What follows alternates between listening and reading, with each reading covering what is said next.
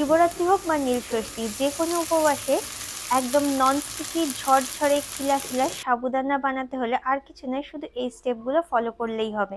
মাথায় রাখতে হবে ঠিক যতটা সাবু নেবো ততটা জলের মধ্যেই সাবুটাকে ভেজাতে হবে। সাবুটা ভালো করে নিয়ে সাবু এবং জলের লেভেলটা সমান রেখে সাবুটাকে 3 থেকে 4 ঘন্টা মিনিমাম ভিজিয়ে রাখতে হবে। দেখো এখানে আমার জল এবং সাবুর লেভেলটা একদম সমান আছে। এইভাবে ভিজিয়ে সারা রাত রেখে দিতে পারো বা মিনিমাম 3 থেকে 4 ঘন্টা। এবার আমি নিয়ে নিয়েছি খানিকটা চিনেবাদাম, তার অর্ধেকটা আমি এখানে রোস্ট করে নিচ্ছি। আর সাবুদানায় যা যা সবজি ভালো লাগে এর মধ্যে সেগুলো রেডি করে নাও। দেখো 3 ঘন্টা পরে সাবুটা জলটা একদম অ্যাবজর্ব করে নিয়েছে আর ওপর থেকে ঝরঝরে ভিতর থেকে নরম হয়ে গেছে। আমের খোসাগুলো এইভাবে হাত দিয়ে ছাড়িয়ে নিয়ে এটাকে একটা পাউডার বানিয়ে নিচ্ছি। এটা আর একটা ছোট্ট টিপস সাবুদানাকে ঝরঝরে রাখার। এইবারে দেখো সাবুটা কতটা ঝরঝরে হয়ে গেছে। সাবুটার মধ্যে বাদামের গুঁড়োটা দিয়ে এইভাবে হাত দিয়ে হালকা করে মিশিয়ে নেব। এরপরে যখন সাবুটা আমরা রান্না করব তখন একটার গায়ে আরেকটা সাবু এই জন্যই কিন্তু লাগবে না। প্রতিটা সাবুর দানা আলাদা আলাদাভাবে মুখে পড়বে।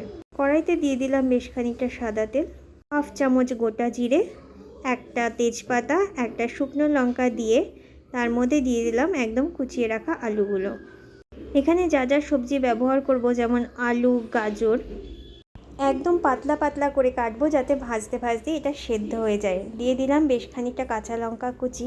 এবারে দিয়ে দেব আদা কুচি। আদা কুচি দেওয়ার পর 2 চামচ মতো আদা কুচি দেব।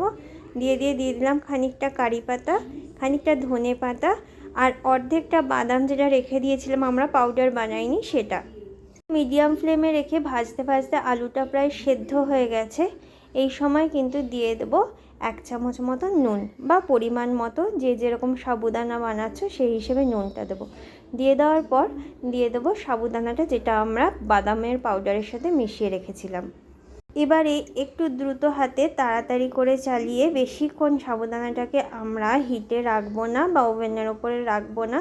তাড়াতাড়ি করে একটু নাড়াচাড়া করে সবকটা সবজির সাথে সাবুদানাটাকে ভালোভাবে মিশিয়ে নেব। ওপর থেকে ধনেপাতা কুচি দিয়ে দেবো।